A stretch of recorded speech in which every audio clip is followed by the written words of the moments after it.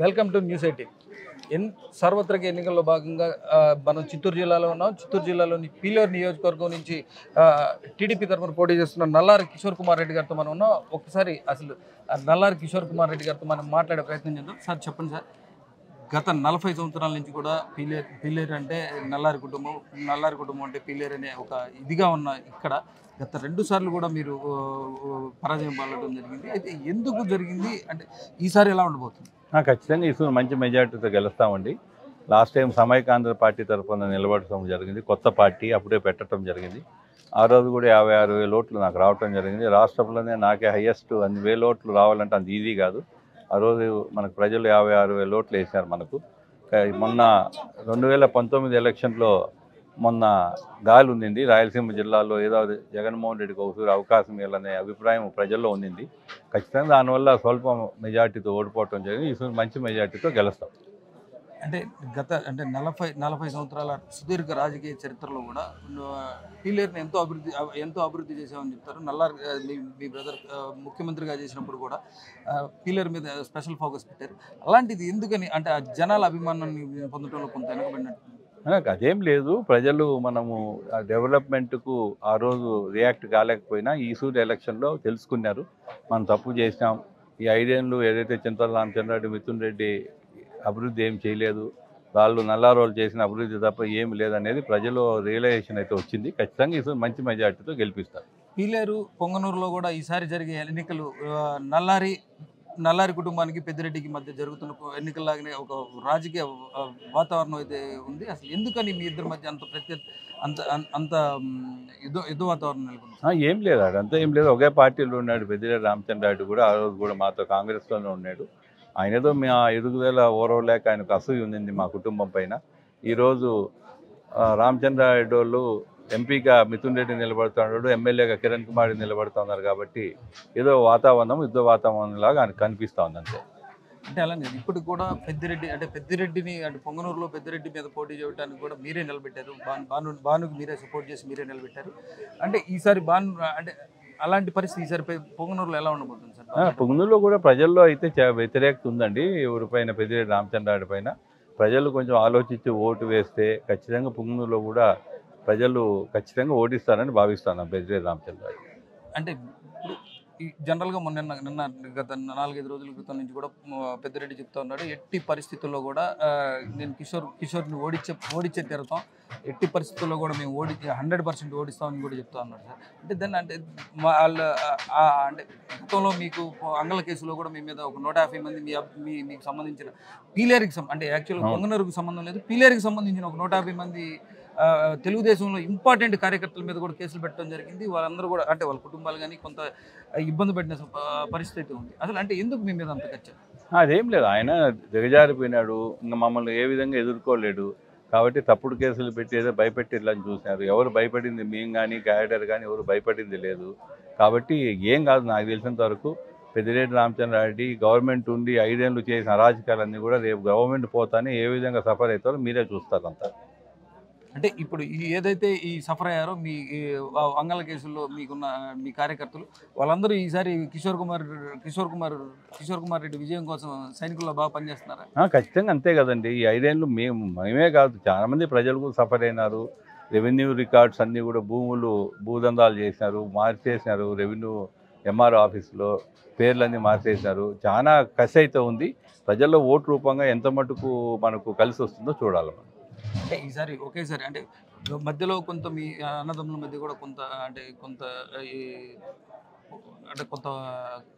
Gap అయితే ఉంది.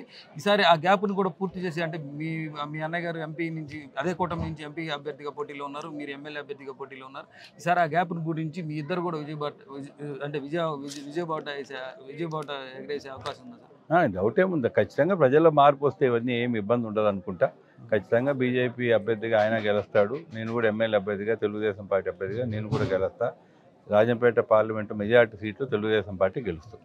అంటే ఈసారి చిత్తూరు జిల్లాలో అంటే గతంలో ఉమ్మడి చిత్తూరు జిల్లాలో ఒకటి కుప్పం నుంచి చంద్రబాబు నాయుడు గారికి గెలవడం జరిగింది. అయితే ఈసారి వాళ్ళు చెప్తూ ఉన్నారు వైనాడ్ కుప్పం అనే మేము ఒక స్పెషల్ టాస్క్తో పనిచేస్తున్నాం, ఈసారి చంద్రబాబు నాయుడు కూడా గెలవలేము, చిత్తూరు జిల్లాని క్లీన్ స్వీప్ చేస్తామనే పరిస్థితి కూడా అంటే మీ ప్రత్యర్థి వర్గం అయితే చెప్తా ఉన్నారు. అసలు ఎలా ఉండబోతుంది చిత్తూరు జిల్లాలో ఈసారి తెలుగుదేశం పరిస్థితి ఎలా ఉండబోతుంది? చెప్పేదానికి ఏముంది, ఏమైనా చెప్పచ్చండి. చంద్రబాబు గారు కూడా 1,00,000 ఓట్ల మెజార్టీతో గెలవబోతాడు కుప్పంలో.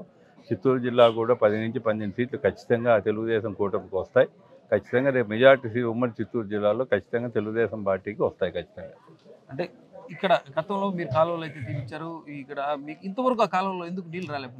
ఈ 5 ఏళ్ళు ఒక పని జరిగింది లేదండి. హందీనివా కాలువలు ముగిచ్చింది అంటే 70,000 ఎకరాలు పారుదల అయింది మన కాన్స్టిట్యున్సీలో.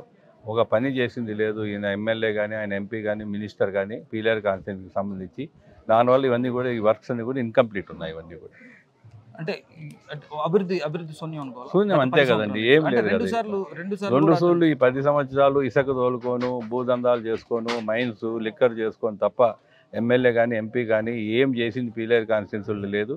ఎక్కడ కానీ ఒక రోడ్ వేసింది కానీ, ఒక తార్ రోడ్డు, సిమెంట్ రోడ్డు వేసింది కానీ, ఒక సబ్స్టేషన్ కట్టింది కానీ ఏమీ లేదు. ప్రజలకు అన్నీ తెలుసుకున్నారు. ఇప్పుడు ఖచ్చితంగా ప్రజలు ఈ మంచి తీర్పిస్తారు.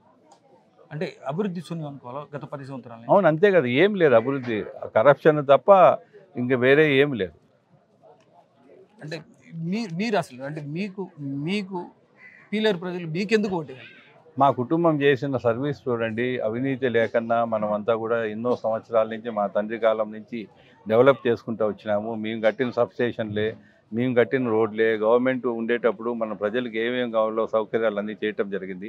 ఖచ్చితంగా డెవలప్మెంట్ జరగాలంటే నల్లారు కుటుంబం వస్తేనే డెవలప్మెంట్ అవుతుంది, లేకపోతే జరగదనే భావన అయితే ప్రజల్లో ఏర్పడింది ఖచ్చితంగా. ఇప్పుడు అంటే పీలేరు అభివృద్ధి జరగాలంటే నల్లారు కుటుంబం గెలిచి తీరితేనే ఫ్యాక్టరీలు కానీ, ఇండస్ట్రీస్ కానీ పీలేరులో కానీ, కల్లికిల్లో కానీ ఆ రోజు ల్యాండ్ ఎక్వైరీ చేసి పెట్టడం జరిగింది ఉద్యోగ ఫ్యాక్టరీల కోసం అని చెప్పి. అవన్నీ మేము గెలిస్తే ఈసారి ఖచ్చితంగా ఫ్యాక్టరీలు వస్తాయి, ఉద్యోగాలు వస్తాయి అనేది ప్రజల్లో నమ్మకం అయితే ఉంది. అంటే ఈసారి ప్రజల తీర్పు ఎలా ఉండబోతుంది? ఖచ్చితంగా మీరు ఆల్రెడీ తిరుగుతూ ఉన్నారు, ఇంత మండు టెండలో కూడా మీరు మీ ప్రచారాన్ని అయితే కొనసాగిస్తూ ఉన్నారు. ఆల్మోస్ట్ ఆల్ అంటే మీ కార్యకర్తలు చెబుతున్నారు ఆల్మోస్ట్ ఆల్ ఒకసారి అంత పూర్తి స్థాయిలో మళ్ళీ ప్రచారం అయిపోయే అంటే ఆల్మోస్ట్ ఆల్ నియోజకవర్గం అంతా అయిపోయే పరిస్థితిలో ఉంది. మీరు ఆల్రెడీ చూశారు కాబట్టి అసలు ఎలా ఉండబోతుంది? ఖచ్చితంగా మంచి మెజార్టీతో ప్రజలు మంచి తీర్పు ఇస్తారు. మంచి మెజార్టీతో పీలేరు కాన్స్టిట్యున్సీ గెలుస్తాం ఈసారి ఖచ్చితంగా. అంటే పీలేరులో వాటర్ సమస్య అయితే ఎక్కువగా ఉందని కూడా చెప్తా ఉన్నారు. ఈసారి దాన్ని మీరు ఎలా రీసాల్వ్ చేయబోతున్నారు? అంటే తాగునీటి సమస్య ఎక్కువగా ఉందని కూడా ఒక ఇది ఉంది. ఇప్పుడు 3 మండలాలకు జరికొన్న ప్రాజెక్ట్ ఆ రోజు 100 కోట్లు పెట్టి కంప్లీట్ చేయడం జరిగింది. మనము కలకడకు, కలికిరికి, కేవీపల్లికి కంప్లీట్గా అది మెయింటైన్ చేసే పరిస్థితి కూడా లేదు. ఇక్కడ ఉండే ఎమ్మెల్యే ఎంపీ చేతగాని వాళ్ళు అయిపోయి అది సక్రంగా మెయింటైన్ చేస్తే 3 మండలాలకు రోజు నీళ్ళు ఇవ్వచ్చు మనం.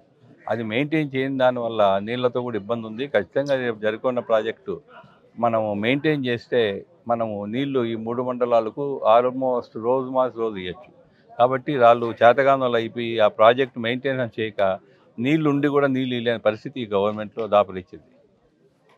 సార్ మీ బాబు అమర్నాథ్ రెడ్డి అంటే రాజకీయ ఆరోగ్యం ఎప్పుడు ఉండబోతుంది? అంటే ప్రజలకు అందుబాటులో ఉన్నారు, ప్రజలకు ఏమైనా ఇబ్బంది వస్తే తిరుగుతున్నారు. అది టైం వచ్చినప్పుడు అది సాల్వ్ అవుతుంది అంతే. మీ వారసత్వం మీ బాబుకి ఖచ్చితంగా అంతే కదా. కుటుంబంలో ఎవరో రాజకీయ ప్రజలకు సేవ చేయాలని ఎవరికి ఇంట్రెస్ట్ ఉంటే వాళ్ళు వస్తారు అంతే. Thank you sir. Thank you.